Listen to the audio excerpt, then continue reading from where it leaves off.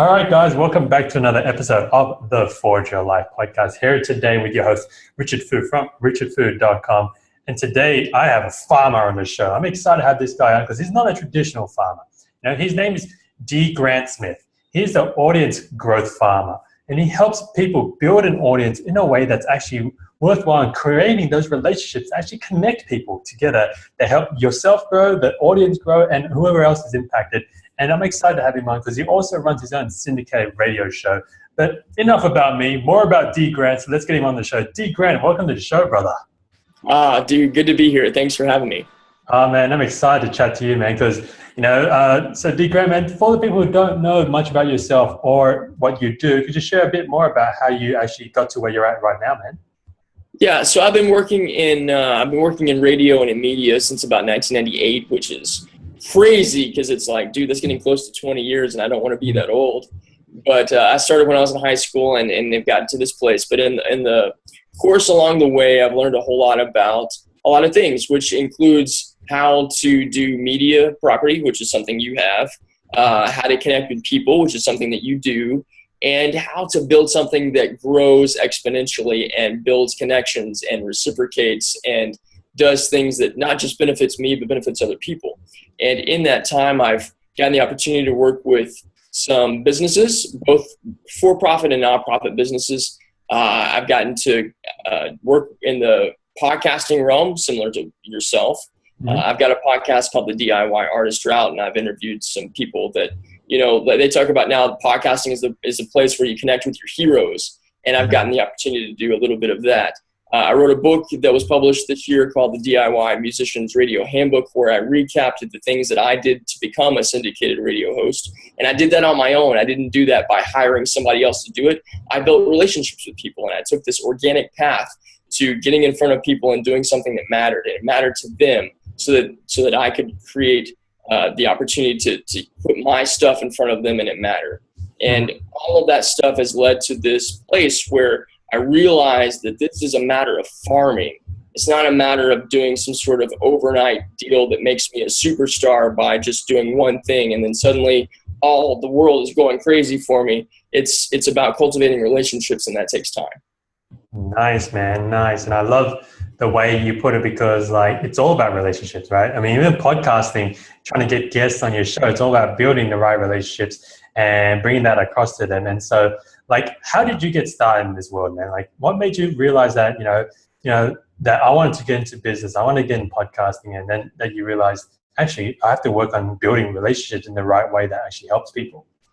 So, interesting enough, when I was working for a public radio station, and here in America, that's very similar to what I guess people in Europe might understand, like the BBC, and in Canada, like the CBC, but in America, it's like the NPR affiliation. And it's a nonprofit radio that's more driven by content, more driven by a thing that educates and edifies the listenership than it is about something that's commercially viable, which is the opposite of radio, and that's a completely different subject. But what I was doing for this radio station was a combination of managing the station and also creating programming for particular sections of our audience. And I live in a relatively small town, 150,000 people regionally in Texas, and our station had a mixed format. And so we were doing a combination of news, a little bit of variety music, which is what my show was built around, and then classical music. But there was a whole segment of our classical audience that really wasn't being served apart from the stuff that we were kind of farming in from these other locations. And our local symphony was having these fantastic guest performers coming on. And we were trying to figure out a way, how can we take these guest performers, bring them on the station, and have something that fits around that whole dynamic.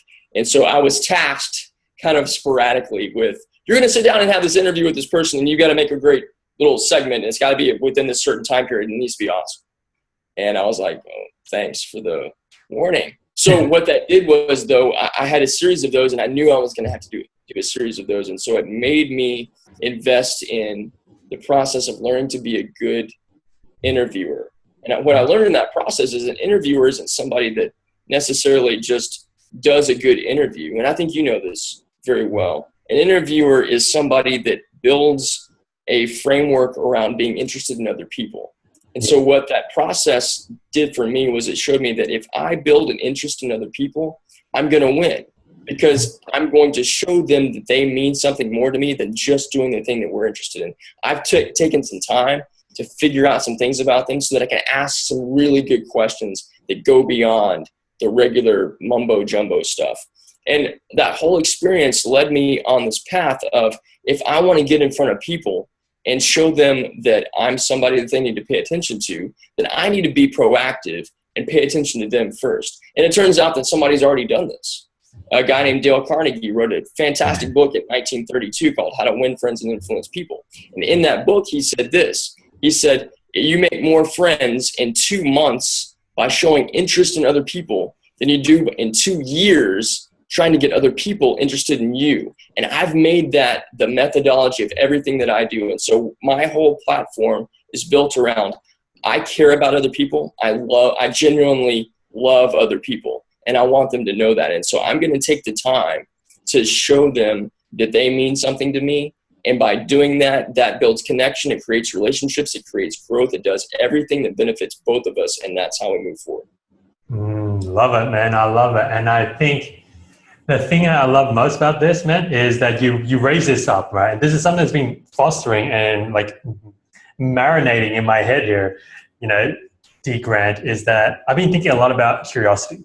Yeah. And this is exactly what you're nailing down, is that as an interviewer, as a person, and it's funny that the other interview I just did today was very much about like, hey, it's about you being interested rather than interesting.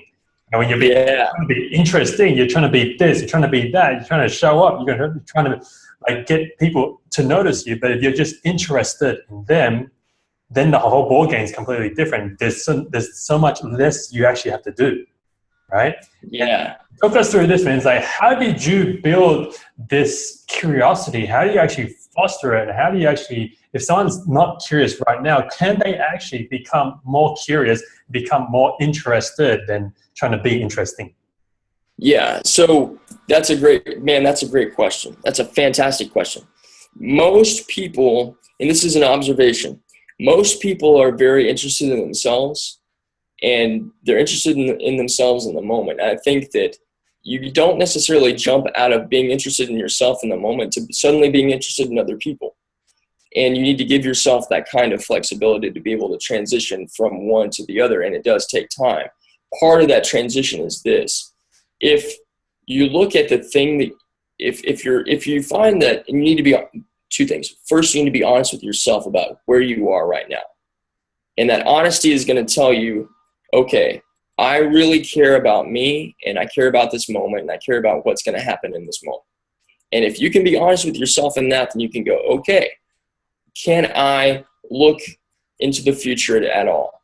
And by doing that, is there something that I want to gain in the future? The future might be the next hour. It might be the next day. It might be the next week, year, month, 5 years, whatever that is. And by doing so, you say, okay, with a longevity approach, what is it going to take for me to get this thing that I want to happen in the future? And what is it that I'm trying to do? And by doing that, you can start to connect some dots that you didn't see as being present there before. And most of those dots are going to incorporate other people in it. And that's part of where the transition starts to happen, where you can say, okay, I'm not the only person in this thing. Even though I might want XYZ to happen within this period of time, there are other people that are involved in this. So what do I need to do to facilitate this connection to be able to make it happen? And again, that's how the evolution starts to take place, where you transition from being entirely self-focused to seeing that there are other pieces that fit within this puzzle. And that's kind of how it starts. So you asked a more personal question than what I just said. But for me, I have intrinsically been always looking towards the future. So one of the things that is a blessing and a curse, I guess, at the same time is my way of operation is always looking ahead towards the future. I'm a visionary person.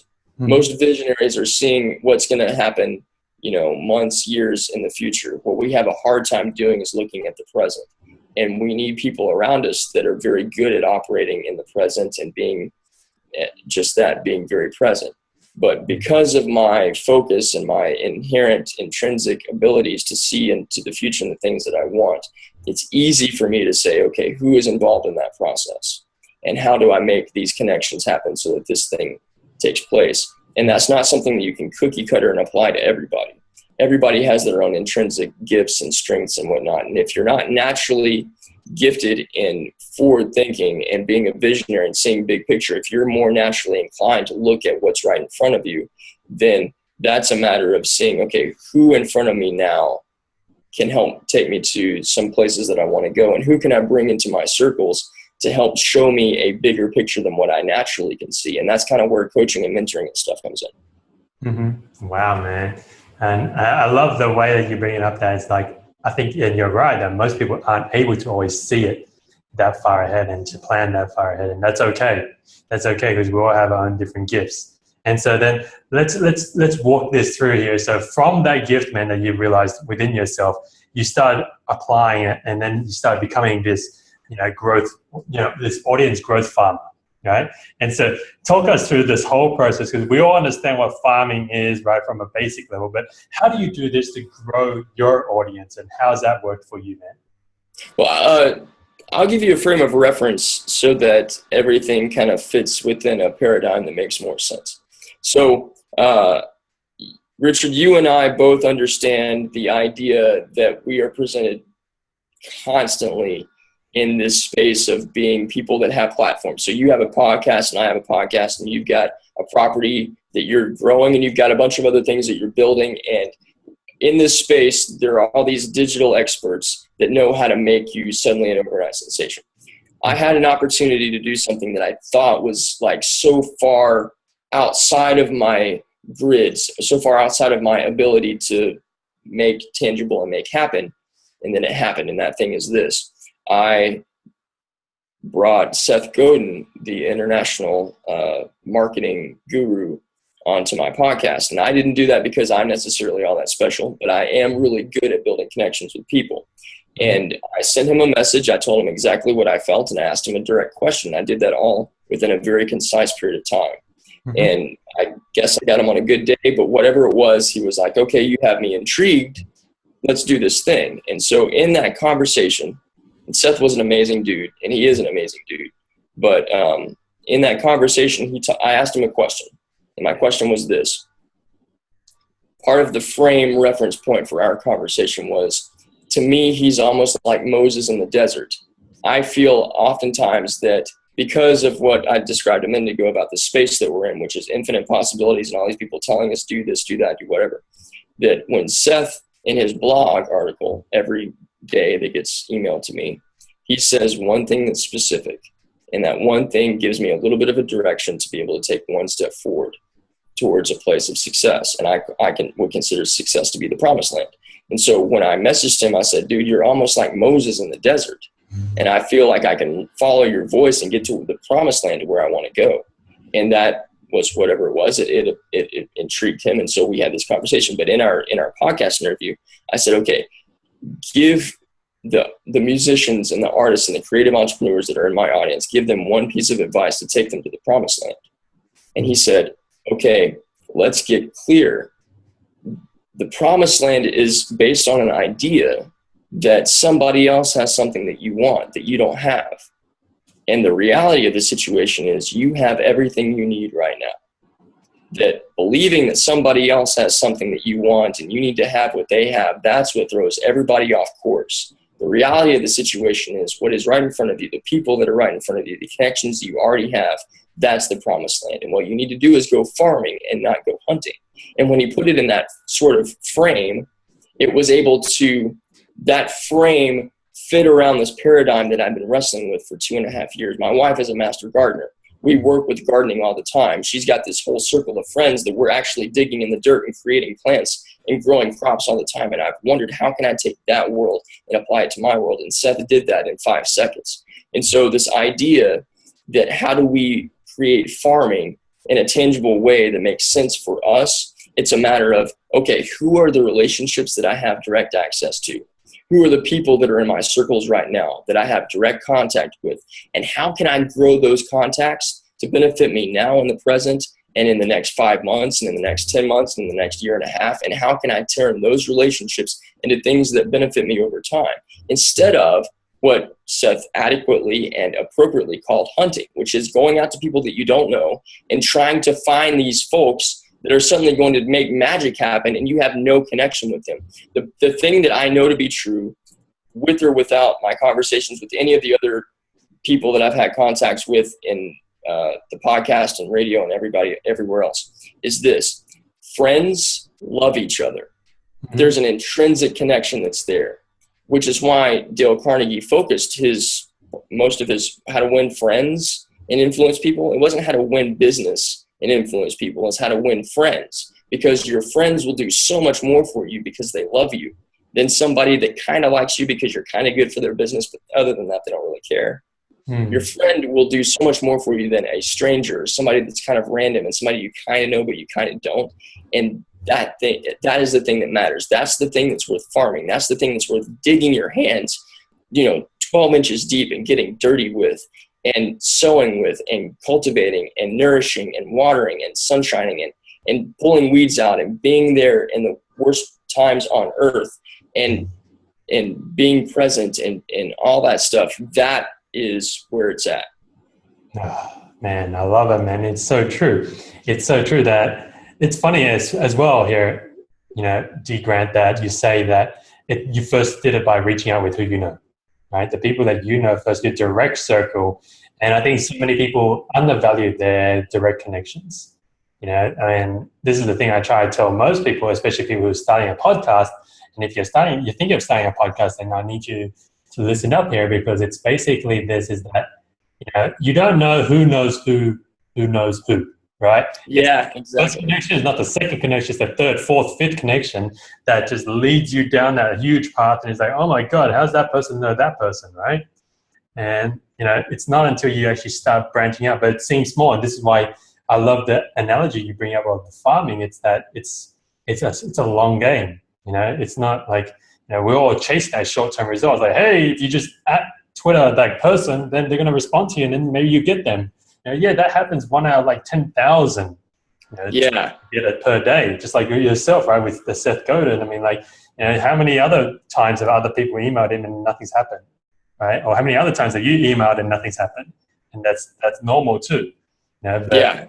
About the direct connection first. And so, how did you go about, I guess, fostering this, right? Like, you had this huge vision of this is all where I want to be, this type of people I want to connect with, but then you see yourself here, your small network over here.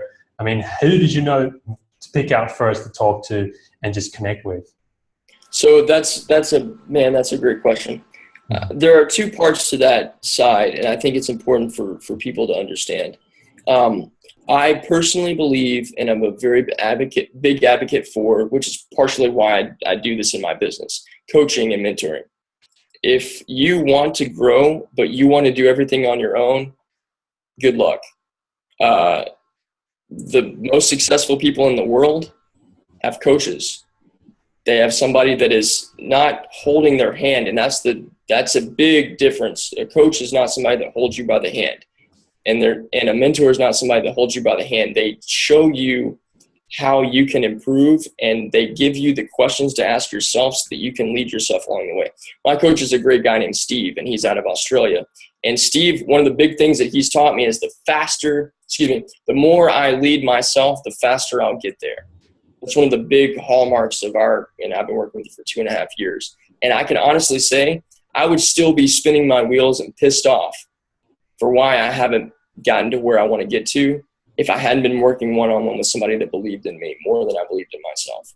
And so to take this thing that I want to do and this thing that I have inside of me and to extrapolate that and make it real and make it clear so that I can move forward in it, sometimes that takes walking alongside somebody else that will not bullshit you with the things that you think you want. And they will tell you the honest truth about the way things actually are. And for me, that's been Steve. And I think everybody that really wants to grow needs that. And that's why I've I've taken on the coaching, mentoring side of as part of my business, because I genuinely love people and I want to see them grow and see them become everything that they can possibly be. And, it gives me an opportunity to show how farming actually works in the real world outside of getting your hands literally dirty with dirt and seeds and growth and all that stuff. But in order to take the thing that I wanted to be and the thing that I wanted to do, I needed a combination of working alongside somebody. I needed to cut out all of the crap that I had been believing about myself. Mm-hmm. And I think that everybody has a certain degree of stuff they believed about themselves that are unhealthy and untrue. And part of the growth farming mentality is this: inside of our hearts are gardens, and we get to decide what is planted in there. And if we believe what we plant in there are our beliefs and our mentalities and the things that we want and the things that we understand and the things that we hold to be true. And it's not just about other people, but it's also about ourselves. Actually, it starts with us. So the things that we believe to be true about ourselves, if those things aren't good fruits, we're going to produce those things in our own lives. And we're going to try to give that stuff to other people. And if it's not good fruit, other people don't want it.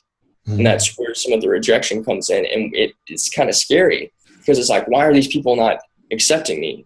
And the question to really ask is, what am I producing within myself? What am I producing of my fruits that isn't turning people on, that's turning people away? And so how can I be personally responsible for my own productivity and the things that my life is producing? Do I have a bad attitude? Do I have a bad way that I'm presenting stuff to other people? Am I always asking for something instead of trying to offer something that's reciprocal? Different aspects of this stuff, but it's all very similar. But it really comes down to personal responsibility, and it all comes down to that heart garden. If that heart garden isn't solid and it's not producing good fruit, then it's going to be much harder to be able to do these things that you want to do. And it doesn't matter whether or not your ambition is to connect with other people, or you want to build something with a smaller group of people, or you want to do something that's just you by yourself. If the fruits from your heart, and everybody has fruits from their heart, if the fruits of your heart are not producing life and producing love and producing grace and producing things that benefit other people, they're not going to jump on board. And so that's really, for me, where it's come down to. Oh, man, D. Graham, man, I've been loving this chat, man. It's just so insightful and just, really great to talk about, building the right types of relationships and how to do it the right way. And it pains me, man, that we got to start wrapping up the show here. And as we start wrapping up the show, man, we're going to go into our quick fire question rounds, man. Right? Okay. And I'm going to ask you my favorite question on this whole show every time I get someone on. It's what we call the time travel moment, where if you could go back to any moment in your life and you could go back to, when it was little you, and you could give yourself one piece of advice that you know now, when would you go back to and what would you tell yourself, man? Wow.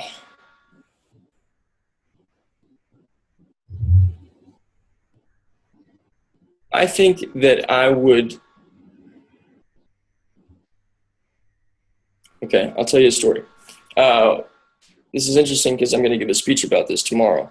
When I was about 10 years old, I was riding on my bike. It was my favorite thing to do when I was a little kid, was ride on my bike in my neighborhood. And I've always wanted somebody to see me from far away and go, who's that guy? He looks interesting. And just be, intrinsically interested. And I think everybody has that moment, has that desire, like they want to be appealing to other people. I've wanted that my entire life. When I was 10 years old, I'm riding my bike. I'm wearing a hot pink sweatshirt, hot pink t-shirt. Ocean Pacific, I've got the little dude on the back. I look, and it's 1992. I look like a kid out of like 1985. I'm like Back to the Future transplanted. But I'm riding around on my bicycle on this, skinny, wiry little dude with a buzz cut. And I hear this truck coming by. And as I look over my shoulder, I see these two very attractive females that are in the back cab. One of them has red hair. And I have that moment where I'm like, I wonder if she'll notice me. And she did. And as she's passing by, and I'm doing what little kids do as a car drives by, I'm pedaling as fast as I can, trying to catch up. The car drives by and this girl yells out, "You are the ugliest kid I've ever seen." Whoa. And the car keeps going, and I stop pedaling, and I kind of slow down to a halt. And the thing that I wanted was for somebody to notice me and for them to vocalize that. And she did exactly that. But it took me 20 years to rewrite that story. So if I were to go back in time and do anything over again, I would try to meet myself between age 10 and age 27 and try to do something to change that story, so there wasn't so much of a 20-year gap between when the story got rewritten. And this is kind of a subject that's a little bit deeper in a different category altogether. But the things that other people tell us help to create the stories that we live by. And if I were to do something for my younger self, I would go back probably closer to the age of 18 or 20, and I would do something that addresses that moment and says that moment is crap, and that there is a different truth that I need to live my life by, and a different story I need to be writing my story by, and not wait until I got to 27 before I started figuring that out. Wow, man. Amazing story, man. Thank you for sharing, man, because that must have been huge, man. A lot of people listening here probably would have felt that pain, man. That's just uncalled for. And so thank you for sharing, dude. Next question I have for you, man. I know you mentioned, one book quite in detail here, but if there's another book, right, that is a total must read for everyone who's watching, everyone who's listening, man, what book would you recommend to the people on how to build relationships?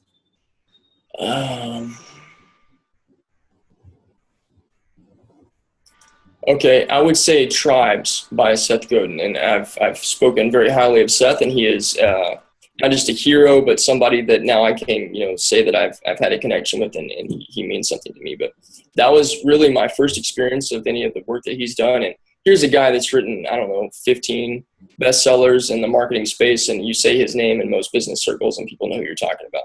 My first introduction to him was Tribes, and it is a short read. It's roughly 100 pages, and Seth writes books that are that they're not very big, and he's really good about being very specific in a very short amount of time. But Tribes is all about how what you do matters, and your job is not just to follow people but to lead people, and how we are all intrinsically looking for leaders, and it's a matter of you deciding to step up and take the role that is inherently yours in the space that you're in. And if you will decide to do that and empower yourself to do that, you will fulfill the role that you were destined to be. And all of us have within us the ability to lead.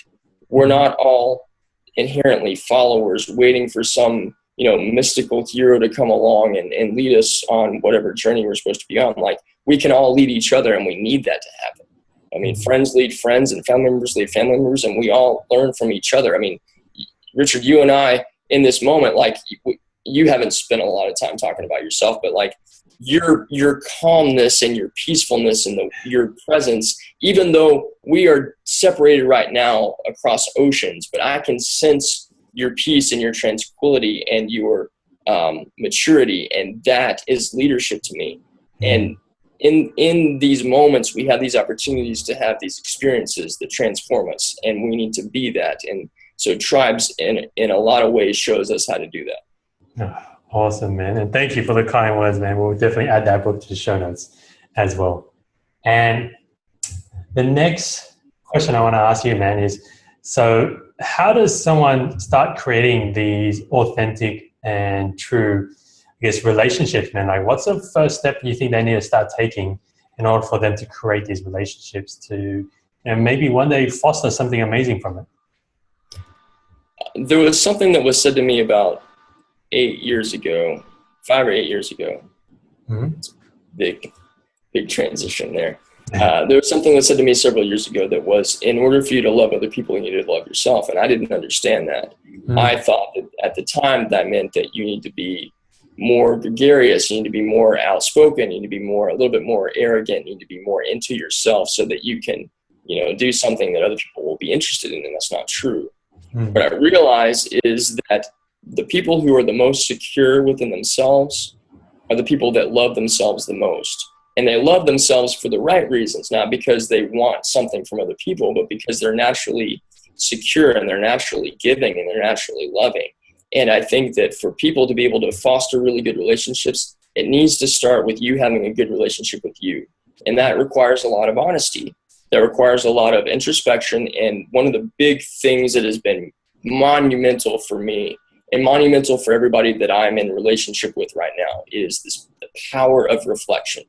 Reflection is separating yourself out from where you are right now. And for me, my reflection happens every day. And I've made it a practice because I know how important it is. And I do this little thing where I go on a walk every morning. I have 2 cats that love to wake me up way before any human being should wake up. It's been like 5 a.m. and I just, but I get up and I feed them, and then I go for a walk around my neighborhood. And I spend at least 30 minutes going for a walk, and I process through a lot of things. But part of that is I'm consciously reflecting on the previous day in the past week, and I want to understand, what can I learn from this experience? What happened here? What conversations did I have? What did I gain? What was the thing that I missed? What did I do wrong? How can I be a better person? And all of this reflection leads to all these new clarifications and new insights in how I can be more whole. And to answer your question, I'm taking a little bit of a tangent, but to get to the place where like building the relationships happens instantaneously and it happens naturally and it's organic and it's solid from the beginning, comes from within. It comes from you deciding and you committing to planting really good things within yourself. So on my walk, I do a couple things. I do the reflection thing. That's very important. And I do this other thing, which is a personal mantra. And I'll tell you exactly what I do. Mm-hmm. It takes me roughly 45 seconds, but I am conscious and intense and focused and deliberate and committed to this. I put my hand on my heart and I'm walking around my neighborhood and I'm saying this out loud, and I don't care if I come across as a freak. I don't care. There's a garden in here that I want to be badass, and that's what I'm committed to. So I put my hand on my heart and I say this: what is inside of me is love. And sometimes I go overboard and I say love, love, love, love, love. But what's inside of me is love and joy and peace and wealth and prosperity and passion. And what I produce is love and joy and peace and wealth and prosperity and passion.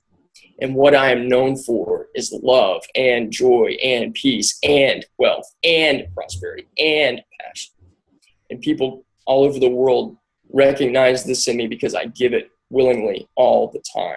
And what I'm doing in those moments, in that mantra, is I'm planting those seeds in my heart so that I will produce that with my actions. Because what I want to come from me is good fruits. And I want to be known for those things. I don't want to be known for being a syndicated radio show host. I don't want to be known for having a podcast. I don't want to be known for being a published author. I don't want to be known for having platforms and being all these. I want to be known for being a truly giving, truly loving, truly wonderful person to be around, that you feel empowered by being in that person's presence. That's what I want to be known for, because I want people to feel those things and experience those things when they're around me.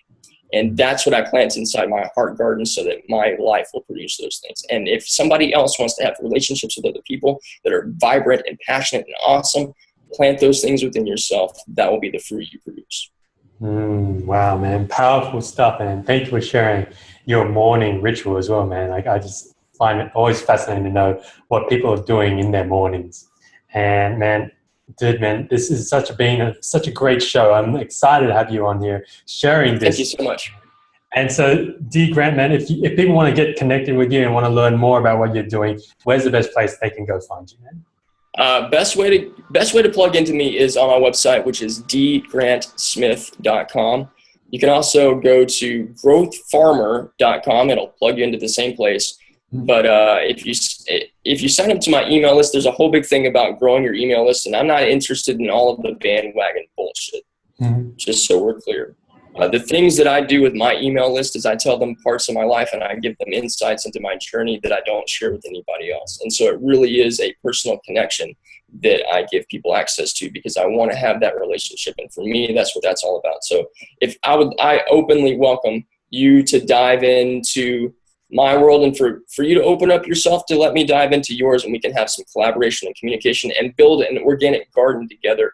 And you can do that by visiting me at dgrantsmith.com. Awesome, man. We'll add that into the show notes. And so, D. Grant, man, as we wrap up here, man, final question to you, brother, is there anything else you'd like to add on that we haven't been able to have a chance to cover off in the show today, man? Yeah, I think that I'm a reciprocal person naturally. And so my encouragement to you, you being your audience, is give our show host here a whole lot of credit, because as a podcast host and as a radio host, there is a whole lot of stuff that we do that requires a lot of our focus and our attention and a lot of our preparation. And so we put all these things in because we care about you, the audience. But very rarely is it the case where that audience starts to respond and say, hey, I'm getting a whole lot out of this. And so it's not a challenge, but it is an encouragement that as you have gained something from this, realize that whether I said it or whether Richard said it doesn't really matter. The fact of the matter is you got it from this place, and that is the part that matters. So you got it from this place, and it enriched and it encouraged and it empowered you to be able to move forward. And so I just ask that you actually empower Richard more and tell him exactly what you think about what he's doing. And he's been doing this for a really long time, and it really matters. And give him the encouragement that he deserves and show that love. That also is a part of the farming thing, but he totally deserves it, even if it's not farming. That's just totally what good karma does. D. Grant, man, thank you so much, bro. Thank you so much. And a pleasure to have you on the show here today, brother. It's my honor, man. Thank you very much. I appreciate you.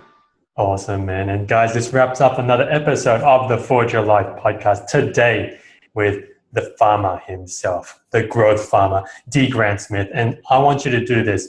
D. Grant has put it out there to encourage you and to empower you to go ahead and share a review. Right? We want this to go out there. We want his message. All these other people that we're getting on the show, their messages out there. So make sure you give us the feedback. Give us 1 star, give us 5 stars. I don't care what you give. I just want to know what you think of the show. So head on over to iTunes and just rate the show and let me know, so we know what else we can do for you guys. And of course, you can head on over to richardfood.com to grab all the show notes and all the amazing resources D. Grant has shared here with you today.